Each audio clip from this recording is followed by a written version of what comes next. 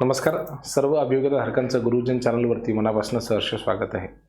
अनेक विद्यार्थ्यांच्या मनामध्ये सर प्रश्न आहेत की ठीक आहे, आम्ही शिक्षक भरतीची प्रक्रिया पार पडतोय, तुमचं 100% निवड होणार सुद्धा आहे विद्यार्थी मित्रांनो, परंतु ती निवड झाली की लगेच तुम्हाला डॉक्युमेंट व्हेरिफिकेशनसाठी जावं लागणार आहे. अनेकांनी अनेक व्हिडिओ टाकले, 50, 60, 100, 70 किती डॉक्युमेंट्स लागतात, तर पण खरंच एवढी डॉक्युमेंट्स लागतात का हो?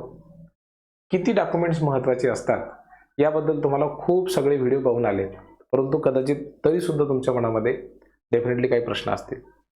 तुमचं पवित्र पोर्टलवरती निवड झाल्याच्या नंतर तुम्हाला नेमके कुठले डॉक्युमेंट्स लागतील याबद्दल इतकी इत्थंभूत माहिती देणार आहे की हा व्हिडिओ पाहण्याच्या नंतर मी तुम्हाला खात्रीपूर्वक सांगतो की दुसरा कुठलाच व्हिडिओ पाहण्याची किंवा दुसरी माहिती बघण्याची आवश्यकता पडणार नाही. कारण की स्वतः राज्य शासनाने, शालेय शिक्षण विभागाने जे पत्र या संदर्भामध्ये दिलेले आहेत किंवा जे सूचना दिलेल्या आहेत की पवित्र पोर्टलवरती एकदा नियुक्ती झाली की तुम्हाला अशाच पद्धतीने कारवाई करावी लागेल, हीच कागदपत्र लागतील आणि याच कागदपत्रांचं व्हेरिफिकेशन होईल. तर ती सगळी कागदपत्रांची यादी मी तुमच्यासमोर ठेवत आहे. हा व्हिडिओ बघितल्याच्या नंतर तुमच्या मनामध्ये कागदपत्रांच्या संदर्भामध्ये 100% मी तुम्हाला सांगतो अडचण राहणारच नाही. थेट मुद्द्याला हात घालतो आणि आपण सुरुवात करूया आजचा हा अत्यंत महत्त्वाचा डॉक्युमेंटच्या संदर्भामधला व्हिडिओ. ठीक आहे विद्यार्थी मित्रांनो, बघा या ठिकाणी स्पष्ट लिहिलेलं आहे की ज्या विद्यार्थ्यांची पवित्र पोर्टलच्या अंतर्गत निवड झालेली आहे अशा विद्यार्थ्यांनी कागदपत्र पडताळणीसाठी उपस्थित राहायचं आहे. आणि तुम्हाला कोणते कागदपत्र आणायचे, तर त्या ठिकाणी मूळ कागदपत्र आणायचे आहेत. मग आता ही मूळ कागदपत्र नेमकी कुठली आहेत, ठीक आहे, तर ते आपण बघूयात. ठीक आहे, बघा या ठिकाणी त्या कागदपत्रांची यादीच या ठिकाणी दिलेली आहे. तर सर्वात महत्त्वाचं कागदपत्र जे तुम्हाला लागणार आहे विद्यार्थी मित्रांनो, ते म्हणजे काय की पवित्र प्रणाली अंतर्गत तुम्ही जे काही नोंदणी केलेला सेल्फ सर्टिफाईड केलेला फॉर्म आहे तो तुम्हाला लागतो. ठीक आहे, कारण की त्याची ती तुम्हाला पाहिजेच. ठीक आहे, आणि त्यावरती तुमचा एक फोटो सुद्धा पाहिजे, त्याची मूळ प्रत पाहिजे. ठीक आहे, आलं लक्षामध्ये. त्याच्यानंतर शैक्षणिक अर्हता. आता ही जी शैक्षणिक अर्हता आहे ती यावेळेस काय होणार आहे, बदलणार आहे. ठीक आहे, आपल्याला कधी पाहिजे, 14 जून 25च्या पूर्वीची पाहिजे, तुम्हाला सर्वांना माहिती येते. ठीक आहे, मग याच्यामध्ये काय काय पाहिजे बघा, 10वीची मार्कलिस्ट, 10वीचं बोर्ड सर्टिफिकेट, 12वीची मार्कलिस्ट आणि 12वीचं बोर्ड सर्टिफिकेट. ठीक आहे, त्यानंतर तुम्ही ग्रॅज्युएशन केलेलं आहे तर त्या ग्रॅज्युएशनच्या समजा जे काही डिग्री तुमच्याकडे जे मार्कशीट आहे तर ठीक आहे, त्याच्यामध्ये तुम्ही 50% गुणांसह पास असल्याचं पाहिजे. तुम्ही जर समजा कॅटेगरीमध्ये असाल तर तुम्हाला कमीत कमी 45% गुणांची त्या ठिकाणी अट आहे, आलं लक्षामध्ये. त्याच्यानंतर तुमचं जे कॉन्व्होकेशन सर्टिफिकेट आहे ते लागतं, म्हणजे डिग्री पाहिजे तुम्हाला. त्यानंतर काय पाहिजे, या ठिकाणी पदव्युत्तर परीक्षा प्रमाणपत्र, म्हणजे समजा तुमचं PG झालेलं असेल तर त्याची मार्कशीट पाहिजे, तिथे सुद्धा 50%चं पाहिजे. आता ही तारीख तुम्ही कन्सिडर करू नका, आपल्याला आपली नंतरची होती 14 मे पर्यंतची. त्याच्यानंतर पदव्युत्तर परीक्षा प्रमाणपत्र पाहिजे तुम्हाला. ठीक आहे, म्हणजे काय तर ती PGची डिग्री पाहिजे. त्यानंतरचा पुढचा महत्त्वाचा प्रश्न काय आहे की आता व्यावसायिक अर्हता. आता व्यावसायिक अर्हता आपल्याला सप्टेंबर 2025 पर्यंत देण्यात आलेली होती, सूट दिलेली होती. ठीक आहे, त्याच्यामुळे तुमचं D.Ed असेल किंवा B.Ed असेल त्याचं सुद्धा मार्कशीट सुद्धा पाहिजे आणि डिग्री सुद्धा पाहिजे. B.Ed असेल तर त्याची सुद्धा मार्कशीट पाहिजे आणि प्रमाणपत्र सुद्धा पाहिजे, म्हणजे पदवी सुद्धा पाहिजे. पुढे जर आपण गेलं तर MSCITचं सर्टिफिकेट, हे जर तुमच्याकडे नसेल तर तुम्ही पुढच्या 2 वर्षामध्ये कधीही काढून देऊ शकता. ठीक आहे, 2 वर्षासाठी तुम्हाला मुभा राहते. त्याच्यानंतर पुढचा जो आहे त्यामध्ये असं दिलेलं आहे की समजा तुम्ही जो TETचा फर्स्ट पेपर पास केलेला असेल, समजा तुमचा D.Ed झालेला असेल तर त्याचं प्रमाणपत्र पाहिजे, आलं लक्षामध्ये.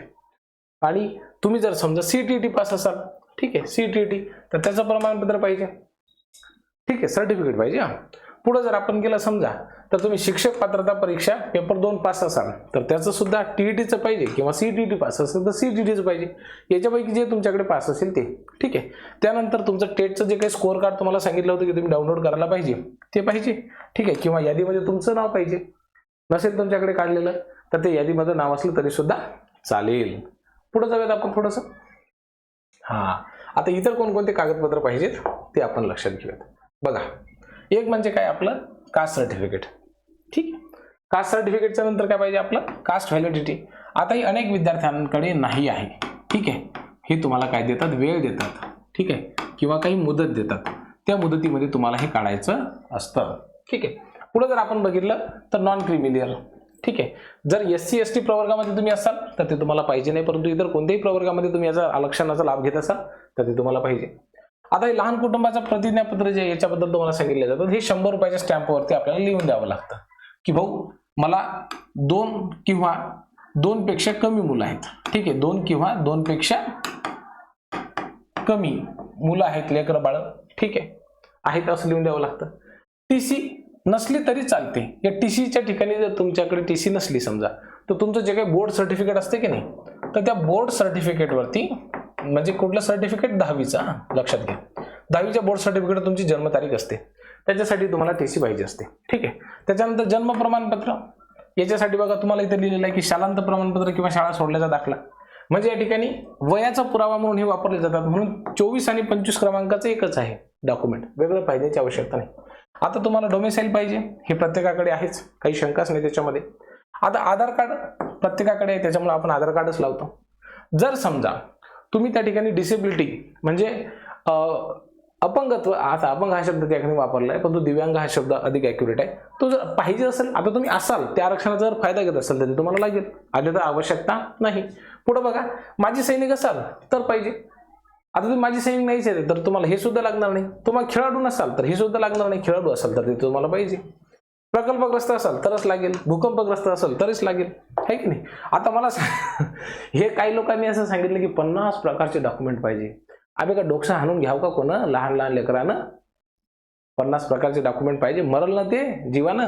50 डॉक्युमेंट कोणी कोण आणावं का, आजाचे पंजोबाचे नातेवाईकाचे आणावं का कोणी कोण. आता हे बघा, हे जे तुम्ही यस नो करत जाता की नाही ज्यावेळेस फॉर्म भरता त्यावेळेला, त्याच्यापैकी समजा तुम्ही आणत असाल तर समजा तुम्हाला ते डॉक्युमेंट पाहिजे. शेतकरी आत्महत्येच्या पाल्य तुम्ही तुम्ही पाल्य असाल समजा तर ते पाहिजे. म्हणजे तुमच्या वडिलांनी किंवा आईने जर समजा आत्महत्या केली असेल आणि ती आत्महत्या शेतकरी आत्महत्या म्हणून नोंद असेल, त्याचं तुमच्याकडे प्रमाणपत्र असेल तरच लागेल ना, नाही तर काय आवश्यकता आहे. 1991च्या निवडणूक कर्मचारी असल्याचं प्रमाणपत्र असेल, TET मध्ये तुम्ही नाही आहेत, आता ठीक आहे, ह्याची काही आवश्यकता नाही आहे समजा तुम्हाला, पण ते कॅरेक्टर सर्टिफिकेटमध्येच येऊन जातं, ठीक आहे. अंशकाली असाल तर पाहिजे. विवाहानंतर नावात बदल असेल तर तुम्हाला राजपत्र पाहिजे, ठीक आहे. महिलांच्या नावामध्ये जो बदल असतो त्याच्यामध्ये मॅरेज सर्टिफिकेट असलं तरी सुद्धा चालते. आता इथे लिहिलेलं आहे राजपत्र, पण तुमचं गॅजेट वगैरे नसलं समजा, मॅरेज सर्टिफिकेट जरी असलं तरी सुद्धा ते ग्राह्य धरलं जातं. पुढे बघा, हमीपत्र काय आहे की सादर केलेले दस्तऐवज हे बरोबर असले पाहिजे, 100 रुपयाचे स्टॅम्प पेपरवर, ते आपण लिहून देता येतं वेळेवरती.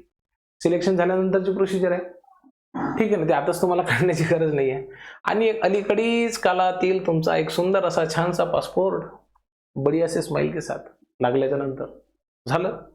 कागदपत्रांची यादीच संपली इथं, आणि कुठं 50 डॉक्युमेंट आहेत सांगा बरं, तुम्ही सांगा. आता बघा, हे आहे ना, हे असं लिहून द्यावं लागतं आपल्याला, किंवा ही जी काही भरती होत आहे तर त्याच्यामध्ये हे माझा आधार क्रमांक आहे, ही सगळी माझी माहिती खरी आहे. हे दुसरं प्रमाणपत्र ज्यांचं लग्न झालेलं आहे त्यांच्यासाठी असते, किंवा मी लिहून देतो मला एवढेच लहान मुलं आहेत, हे त्यांच्यासोबतच असते बरं का, हे काय तुम्हाला वेगळं देण्याची गरज नाही आहे. हे अशा पद्धतीने, आणि यांच्या त्या विद्यार्थ्यांची जे निवड झालेले होते त्यांची यादी दिलेली आहे. इतकं सोपं असतं हे. आणि एवढ्यासाठी आता हे सगळे डॉक्युमेंट तुमच्याकडे ऑलरेडी आहेत, तुम्ही ती पोर्टलला अपलोड केलेली आहेत, तरी सुद्धा हे डॉक्युमेंट पाहिजे, ते डॉक्युमेंट पाहिजे, असं पाहिजे, तसं पाहिजे, सगळ्या विद्यार्थ्यांच्या डोक्याचा भुगा करून टाकला. आणि म्हणून मी तुम्हाला म्हटलं होतं की हा व्हिडिओ पाहिल्याच्यानंतर तुमच्या मनामध्ये शंका राहणार नाही, डॉक्युमेंटच्या संदर्भामध्ये भीती राहणार नाही. कारण की खऱ्या शिक्षकाचं एक कर्तव्य असतं की विद्यार्थ्यांच्या मनामधली तुम्ही भीती काढा. आणि हे नाहीतर भरतीतून बाद शिक्षण विभागाने ठरवलेलं आहे की 30,000 विद्यार्थी शिक्षक भरतीच्या बाहेर काढतील.